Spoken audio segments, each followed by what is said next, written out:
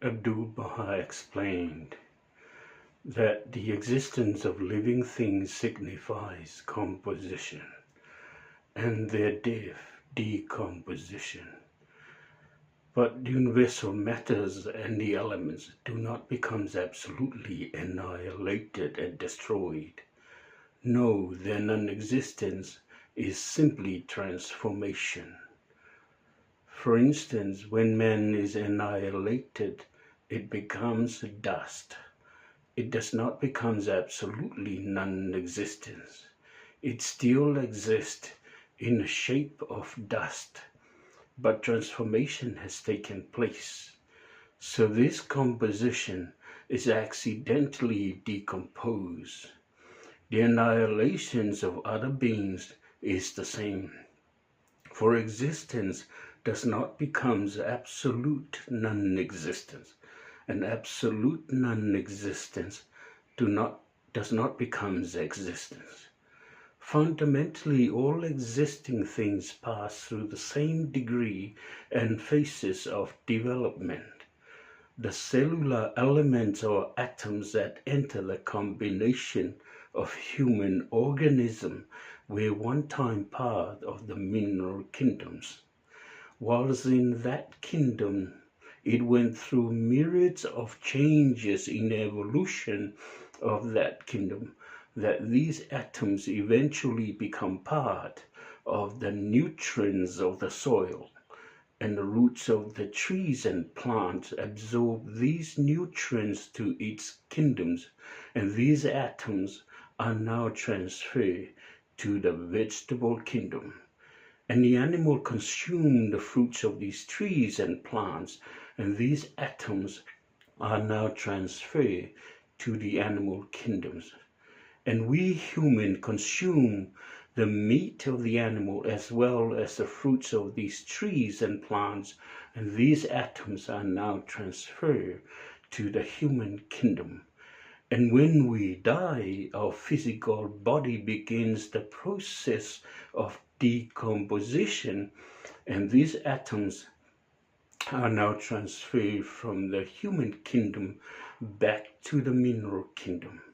This transferring of the atoms is continuously in a perfect regularity and in a perfect order. But all of these kingdoms, except man, according to Abdu'l-Baha, is under the rules and controls of nature. None can escape the rules of nature. The colossal sun cannot deviate a hair's breadth from the rules of nature. The bulky elephant with its mighty power and strength cannot escape the controls of nature.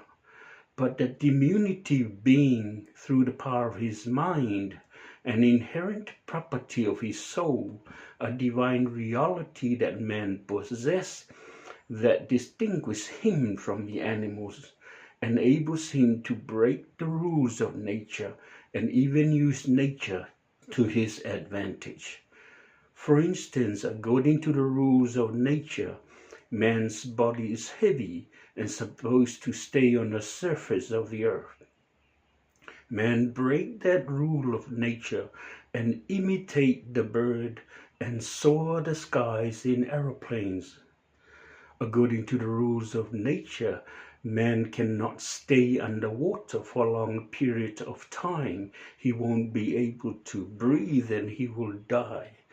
Man break that rule of nature and invented submarines and sound the depths of the ocean. One of the great power of nature is the power of electricity. This violent force was kept in a secret chamber of nature, and according to nature, it should stay there forever. Man, through the inventive power of his mind, an inherent property of his soul, a divine reality that man possesses that distinguishes him from the animals, enables him to break through this secret chamber of nature and brought this violent force from the invisible plane to the visible plane. and imprisonate in glass globe and fluorescent tubes.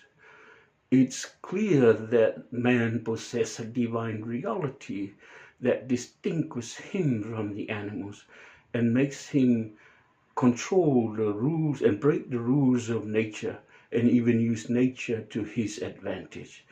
And that divine reality is the human soul that Abdu'l-Baha explained is a one indivisible substance, and it's not a composition of elements.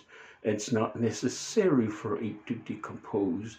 Therefore, it lives on eternally, everlasting, after the decomposition of the physical body. But our souls, according to Abdu'l-Baha, has two aspects. One is divine or angelic, the other is satanic.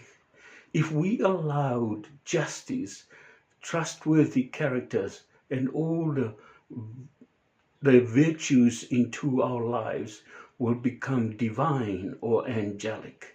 But if we allowed injustice, hatred, untrustworthy characters, and all the vices into our lives will become satanic. And we are under the influence of two forces, according to Abdu'l-Baha, the thought force and the animal force, and they are partners. Each one is trying to pull or drag our souls to be under its control. And according to Abdu'l-Baha, we are subjected to the power of the lust. I'll use myself here to demonstrate the point. If we are subjected to the power of the lust and I watch pornography, I'm not helping my thought force. In fact, I'm helping my animal force to take control and subsequently conquer the divine or angelic aspect of my soul, and I'll become a Satan. When I reach that stage of Satan, all my thoughts will be evil. Every woman I see on the street will be tempered with and interfered with my imagination, and vice versa.